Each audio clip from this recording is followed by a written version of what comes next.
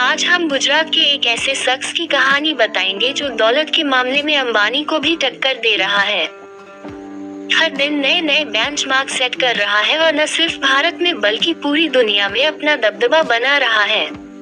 हम बात कर रहे हैं भारत के मशहूर बिजनेसमैन गौतम अडानी की, जिन्हें एक वक्त था कि आर्थिक तंगी के कारण पढ़ाई छोड़नी पड़ी थी, लेकिन आज ये एयरपोर्ट से लेकर बंदरगाह और कोयले से लेकर घर में इस्तेमाल होने वाले तेल तक से पैसा कमा रहे हैं। लेकिन बहुत ही कम लोग ऐसे हैं जो इनके बारे में जानते हैं। अगर आप गौतम अडानी की कामयाबी की राज जानना चाहते हैं तो देखिए उनकी जिंदगी और व्यापार का सफरनामा। गौतम अडानी यूं तो रिलायंस इंडस्ट्री के संस्थापक धीरूभाई अंबानी की ही तरह पहली पीढ़ी के बिजनेसमैन हैं, लेकिन आज उनकी नेटवर्थ बाकी उद्योगपतियों से कई ज्यादा है, क्योंकि एक डायलॉग है जो गौतम अडानी ने सिद्ध किया कि कोई भी धंधा छोटा या बड़ा नहीं होता और धंधे से बड़ा कोई धर्म नहीं होता। अब हम ऐसा इसलिए कह रहे हैं क्योंकि समय के साथ अडानी को जो भी धंधा मिला उन्होंने उसे पूरे मन से किया और सक्सेस होते चले गए, लेकिन उनके फर्श से अर्श तक पहुंचने तक का सफर काफी कठिनाइयों से भरा हुआ है।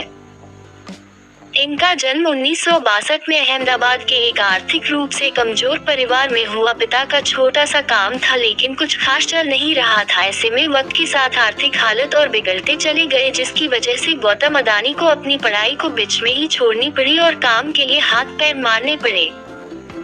इसी बीच वह बड़े शहर बड़ी उम्मीदें लेकर कम उम्र में ही मुंबई आ गए, जहां शुरुआत में तो काफी संघर्ष पड़ा, लेकिन कुछ वक्त के बाद उन्हें एक डायमंड सप्लाई के वहां नौकरी मिल गई।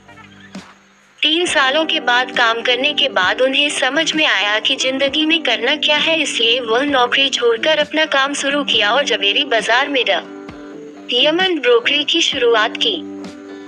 गौतम अडानी को अपनी जिंदगी का राय पता था, यानी वो काम क्यों कर रहे हैं, इसलिए उन्होंने जी तोड़ मेहनत की और कम उम्र में ही धंधा दौड़ा दिया। लेकिन उनकी किस्मत चमकी 1981 से, जब उनके बड़े भाई ने उन्हें अहमदाबाद बुलाया।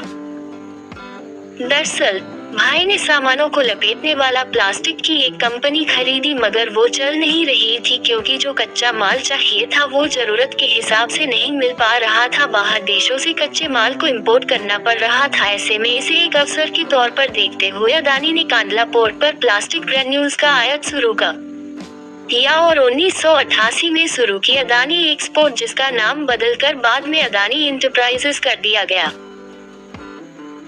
इसमें धातु, एग्रीकल्चर प्रोडक्ट और कपड़े की कमोडिटी ट्रेडिंग होती थी। काम चल पड़ा तो कुछ ही साल में ये कंपनी और अडानी इस बिजनेस से बड़ा नाम बन गया और फिर 1994 में अडानी एंटरप्राइजेस को शेयर बाजार में लिस्ट कर दिया गया। फिर साल आया 1995 का। ये वो साल था जिसने आज उनके इस मुकाम तक पहुंचने की नींव रखी, क्योंकि इस वक्त गुजरात सरकार पोर्ट डेवलपमेंट के लिए प्राइवेट कंपनी की तलाश कर रही थी। ऐसे में जैसे ही ये खबर अडानी तक पहुंची, उन्हें कमाई का एक और सोर्स नजर आया, इसलिए उन्होंने गुजरात के सबसे बड़े बंदरगाह मुंद्रा पोर्ट को ही खरीद लिया। मुंद्रा पोर्ट को खरीदने के बाद 1998 में गौतम अडानी ने अडानी पोर्ट्स और लॉजिस्टिक्स कंपनी की शुरुआत की। वैसे इस बंदरगाह की खासियत के बारे में बताएं तो करीब 8000 हेक्टेयर में फैला ये पोर्ट आज भारत का सबसे बड़ा निजी बंदरगाह है और इस पोर्ट से पूरे भारत की लगभग 1/4 माल की आवाजाही होती है। साथ ही यह जगह स्पेशल इकोनॉमिक जोन के तहत बना है, तो प्रमोटर कंपनी को कोई टैक्स भी नहीं देना पड़ता है। इस जोन में power plant, private rail line और एक प्राइवेट एयरपोर्ट भी है। वैसे यहाँ गौर करने वाली बात है कि आज अडानी समूह देश के प्रमुख इंफ्रास्ट्रक्चर ग्रुप में से एक है। उनकी अडानी पोर्ट देश की सब बड़ी पोर्ट मैनेजमेंट कंपनी है और गुजरात, महाराष्ट्र, गोवा, केरला, आंध्र प्रदेश, तमिलनाडु और उड़ीसा जैसे 7 समुद्री राज्यों में इनके 13 डोमेस्टिक पोर्ट्स है। अब जैसे जैसे गुजरता गया अडानी खुद को ग्रो करते चले गए, वो लोगों की रसोइयों में पहुँच गए। फॉर्च्यून के द्वारा वही फॉर्च्यून जिसका रिफाइन ऑयल आज हर घर में सुबह शाम दिन रात इस्तेमाल होता है। जनवरी 1999 में अडानी ग्रुप ने विलमार बिजनेस ग्रुप के साथ हाथ मिलाकर खाने के तेल के बिजनेस में कदम रखा था।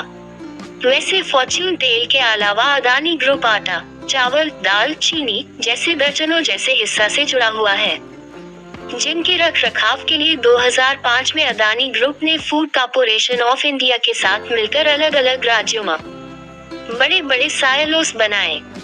साइलोस वो चीज होती है जिसमें बड़े पैमाने पर अनाज को रखा जाता है। साइलोस की कनेक्टिविटी के लिए अदानी ग्रुप ने नीचे रेल लाइन भी बनाई ताकि अनाज को लाने और ले जाने में आसानी हो। अब गौतम अदानी को काले कोयले में भी पैसा दिखा। उन्होंने डोमेस्टिक इलेक्ट्रिसिटी का जनरेशन किया, बड़े बड़े राज्यों को बिजली सप्लाई करनी शुरू की, लेकिन इतने बड़े पावर प्लांट को चलाने के लिए जरूरत से ज्यादा कोयला चाहिए था, इसलिए दिमाग चलाया और इसलिए ऑस्ट्रेलिया की एक कोल माइन को खरीद डाला। फॉर्च्यून इंडिया मैगजीन के मुताबिक 2010 में अदानी ने लिंक एनर्जी से 12,147 करोड़ में कोयला खदान खरीदी थी। इस खदान में 7.8 बिलियन टन के खनिज भंडार है, जो हर साल 60 मिलियन टन हर साल कोयला पैदा कर सकती है। इसी तरह इंफ्रास्ट्रक्चर की कमी से इंडोनेशिया में मौजूद तेल, गैस और कोयला के लिए अदानी ग्रुप ने साउथ सुमात्रा से कोयला ढुलाई के लिए $1.5 अरब निवेश करने की घोषणा की। उस समय इंडोनेशिया इन्वेस्टमेंट अथॉरिटी ने बताया था कि अदानी ग्रुप 5 करोड़ टन की क्षमता वाले एक कोल हैंडलिंग पोर्ट का निर्माण करेगा और साउथ सुमित्रा आइलैंड की खदानों से कोयला निकालने के लिए 250 किलो मिलीसेकंड रेल लाइन बिछाएगा। इसी तरह अदानी अपना कारोबार फैलाते गए और पैसा अकाउंट में आता चला गया। जिस अदानी साम्राज्य का कारोबार 2002 में $76.5 करोड़ था, वो 2014 तक आते आते $10 अरब हो गया। साथ ही वक्त की जरूरत को देखते हुए अदानी ग्रुप ने नेचुरल गैस के क्षेत्र में भी बिजनेस को बढ़ाया और 2017 में सोलर पीवी पैनल बनाना शुरू किए।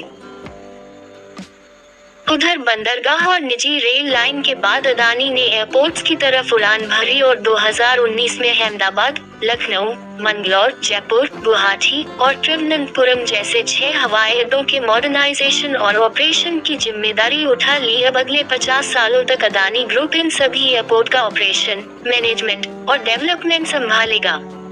वहीं मुंबई इंटरनेशनल एयरपोर्ट लिमिटेड में भी अदानी ग्रुप के पास 74% की हिस्सेदारी है और ये बताने की जरूरत नहीं है कि भारत में मुंबई एयरपोर्ट दिल्ली के बाद देश का सबसे बड़ा एयरपोर्ट है।